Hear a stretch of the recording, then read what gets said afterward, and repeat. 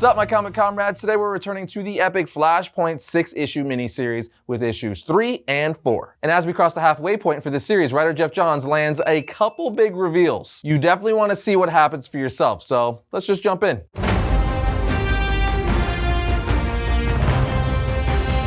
Issue 3 begins on the planet Krypton of the Flashpoint universe 30 years beforehand. Jor-El is talking to Kal-El, who he sent away from the dying planet, saying, "My son, Krypton is dying. Even with our advanced science, we cannot stop its inevitable destruction. So we have sent you out into the void to save us all. You are our last hope." We also see that contrary to Kal-El being the only survivor of Krypton in the main continuity, in this universe there are several other Kryptonian kids who were sent in rockets as well. We're then taken to Metropolis as Kal-El's rocket flies through the Daily Planet and into the city, causing a massive explosion. In the wake of the destruction, a news reporter says it was 30 years ago that more than 35,000 civilians were killed when the city of Metropolis was decimated. Who could have foreseen the truth behind these grisly events that took place that day? The unredacted government documents that were recently released by Sarge Steele reveal what caused the meteor shower that leveled Metropolis. It was a rocket ship from another world, a ship carrying a dangerous alien humanoid that up until several months ago was secured until it was freed by the Batman. The news segment is playing on a TV in Wayne Manor as Oswald is showing Dexter, the son of Harvey Dent,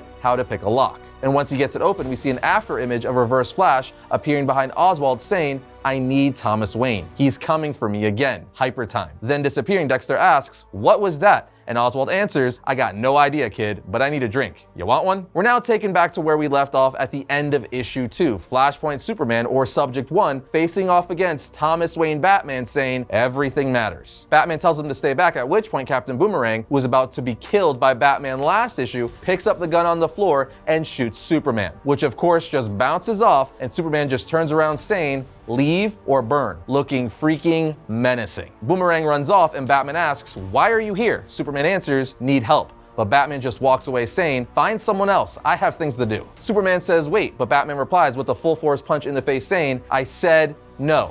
Of course, it seemingly does nothing as Superman just stands there while Batman gets a fractured hand. Although as Superman says, "Come with me," we see him wipe some blood off his chin, which is kind of crazy. Of course, it shows that this Superman is much weaker than the Clark Kent we're used to, since he's been hidden from the sun the majority of his life. But it also shows that Thomas Wayne is strong enough to make a Kryptonian bleed. Even with this Superman being weaker, that's impressive. In any case, Batman tells him, "There's nothing you could do or say to make me go with you, space boy. Understand? Nothing." At which point, Superman just backhands Batman across the face, knocking him out, and giving us the caption, "The Batman did this." As we're taken back to Gilda Dent being brought back to her cell after she injured herself in the last issue, cutting up the left side of her face. Now back in her cell and restrained so she doesn't hurt herself any further, she starts talking to herself, saying, "I want to see Dexter." And a voice in her head answers, "You will, my dear." She then says, "The doctor said the voice, you aren't real. You're in my head." But the voice responds, "How would he know what's real? Is he a god? Does he know what you did?" Gilda tells the voice, "I only wanted to be the best mother I could be. I want Dexter back." And the voice tells her, "He'll come to us.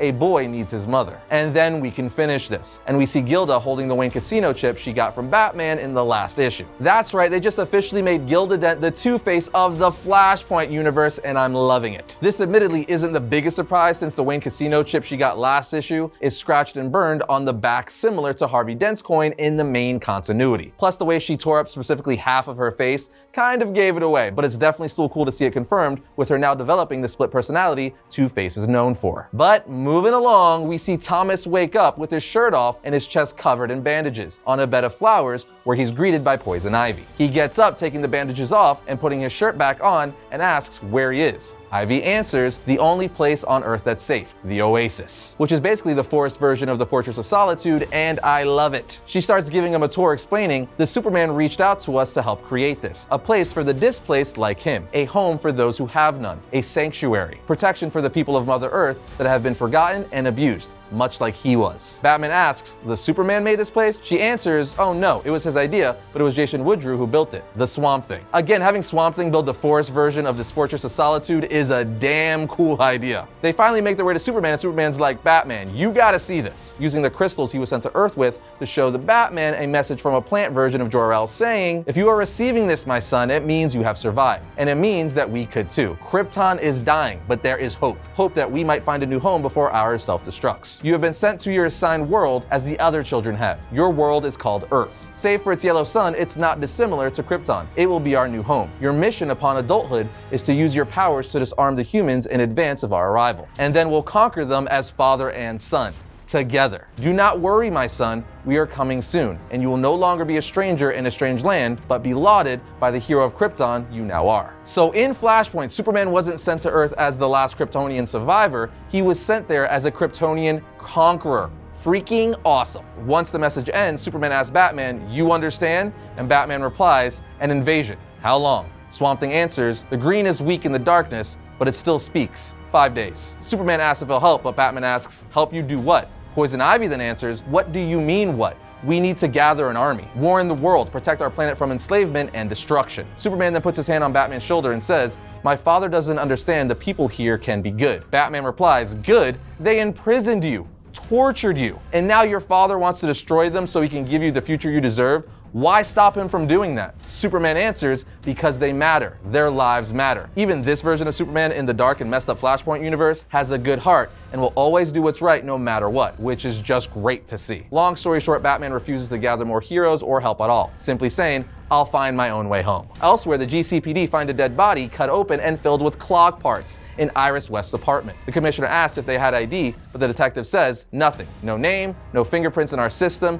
or any other things I could find. This guy, Sophia, just doesn't exist." She responds, "For someone who doesn't exist, he sure wears some flashy threads." As we see, the dead person is the Reverse Flash, along with the word tick written in blood on the sheets. Finally, the comic then takes us into Hyper Time, where we see Bonnie and Jeff traveling in a blue sphere. Bonnie says a paradox was just reset. Thawne, I think. And Jeff tells her, "The time sphere isn't going to last much longer, Bonnie. We need to get back to the other side of the continuum. It's stable." But Bonnie explains, "The Omniverse may be relatively more stable than Hypertime, but its multiverses are being besieged by the Great Darkness, which will no doubt alter them again. We need to steer clear of the Omniverse until the League returns and the darkness passes, Jeff. Unless we want to risk our own histories being rewritten again." Confirming that all this Hypertime and time travel that's been happening in this title is related to the Dark Crisis event, where Pariah is creating a crisis with his Dark Army and the Great Darkness. Jeff says, "But maybe that's why Rip is missing. He could have been corrupted and taken control by Pariah." But Bonnie replies, "Please, no one can control Dr. Rip Hunter. That's why we're in this mess in the first place." Jeff finally says, "Let's just hope Corky doesn't make things worse." Hypertime has enough problems with Thomas Wayne still around. As we see, Hypertime is in chaos with timeline pieces of Superman, the JSA, Superboy, the Flash, and pretty much every character in the DC universe, leading us to Flashpoint Beyond, Issue 4. And speaking of characters in the DC universe, you guys gotta check out this dope new Batman Apple Watch band sent over by today's sponsor, MobiFox. It's actually designed with original art by Jorge Jimenez, one of the most popular and prominent DC illustrators out there. It's one of 3 DC digital watch bands featuring Jorge Jimenez art that MobiFox revealed at San Diego Comic-Con, with the other 2 being this Superman band and this really dope black and white Joker band. And they're all available now for purchase at mobifox.com. Each of these 3 bands also come with 20+ exclusive watch faces to match the art design of the band. MobiFox really did a nice job with these, but they also have solid lineups for other options to choose from in their officially licensed DC line. So if you're one of the many people like me who wear a smartwatch, you gotta check these out for yourself. Beyond DC, MobiFox has licensed bands featuring some of the biggest brands in pop culture and geekdom, including Marvel, Stranger Things, Star Wars, Harry Potter, Rick and Morty, The Witcher, and more. And their smartwatch bands fit all Apple Watch sizes, and many Android watches that use a 22mm pin. MobiFox also has a great line of premium leather bands if you want to take things up a notch. Just head over to mobifox.com to pick up one for yourself or someone else and use our coupon code VARIANT15 to take 15% off your entire order. MobiFox bands are available on Amazon as well, so go check them out. Now, getting back to the story, at the beginning of issue 4, we start with a narration from Corky, Bonnie's brother, saying,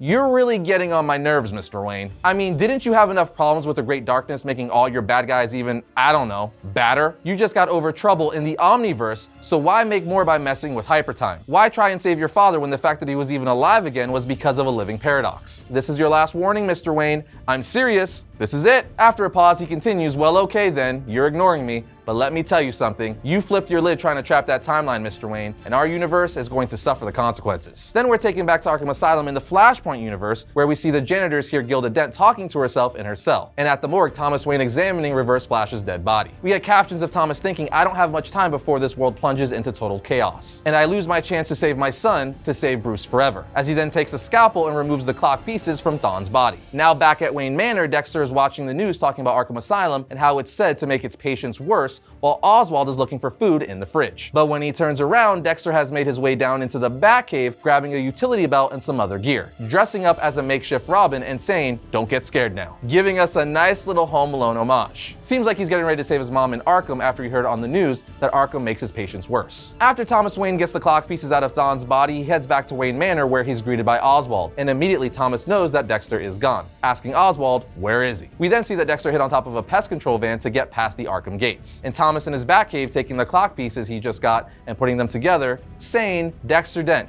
He went to Arkham to see his mother." Oswald responds, "You have to stop him," but Thomas says, "I can't. I have to put this clock together." Oswald gets mad, slamming his fist on the desk saying, "Are you kidding me? I'm talking about helping a kid who lost his sister to suicide and lost his father to murder. He doesn't need to know he lost his mother to madness too. I'd go myself, but you know I'm not what they call the physical type." But again, Thomas refuses, saying, "I thought Dexter might be able to help me as a witness to his father's death. But he was one step removed from the real killer, and I'm one step closer." The clock gears that were inside Reverse Flash hold the answer. Meanwhile, Dexter breaks into Arkham, knocks out a janitor taking his ID, then two guards taking the clips out of their guns and throwing them in the trash. And the next page gives us side-by-side parallels between Thomas fixing the clock and Dexter picking his cell lock. And when it's open, Gilda embraces him, saying, "Dexter, our little boy." But Dexter looks at her concerned, saying, "Mom, this place isn't good for you. It changes people. I'm gonna get you out of here." She replies, "Oh baby, this place hasn't hurt me. It's helped me. And it's going to help you too." And a voice off panel says, "It's going to help all of us." Horrified, Dexter asks, "Mom, who was that?" But she continues saying,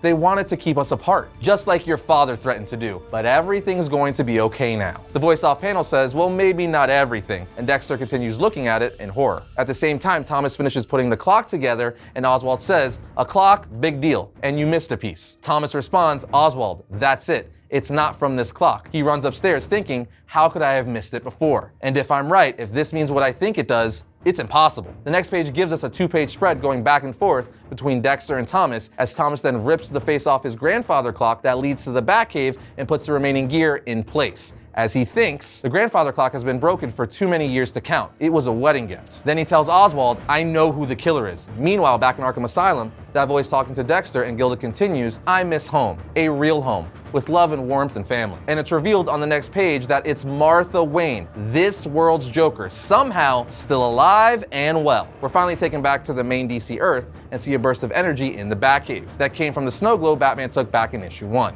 Bruce says temporal energy, and Corky responds, "Are you kidding? It's much more than that. That's blue shift power, Mr. Wayne. It's created when the Omniverse comes into direct contact with hypertime, when space meets time. It's the most dangerous energy on either side of the divine continuum." Surprised you didn't know that. Bruce asks, "Why is it doing this?" And Corky replies, "So now you're asking for help. Ha!" Corky then goes off on a long rant about literature, specifically Shakespeare's The Tempest, saying there are some neat quotes, like "good wounds have borne bad sons." Of course, the other way around is true too. I mean, your mom, she had a lot of secrets, had a lot of problems, things you don't know about, things from her past, things you didn't realize your dad was going to have to face in there. You see, I warned you, Batman, I really did. You don't know everything about everything this time. You don't know the truth about your mom. Ending the issue with a close-up on the glowing snowmen in the snow globe. Guys, this series continues to be absolutely incredible. I can't believe Martha Wayne Joker is still alive somehow. Also, we're finally starting to get some massive reveals and even bigger connections between this story and the Dark Crisis event. Clearly, DC is gearing up for another huge continuity shift or reboot, and I'm very curious to see where it all lands. But what do you think of this series thus far? Are you enjoying it as much as I am? Let us know down in the comments. And that's gonna bring today's episode to an end, but if you like this video, check out this one right here. And if you like all of our content, you know the deal, baby. Like, subscribe, and comment. It helps us out. But other than that, I will see you all next time when I talk about all things comics.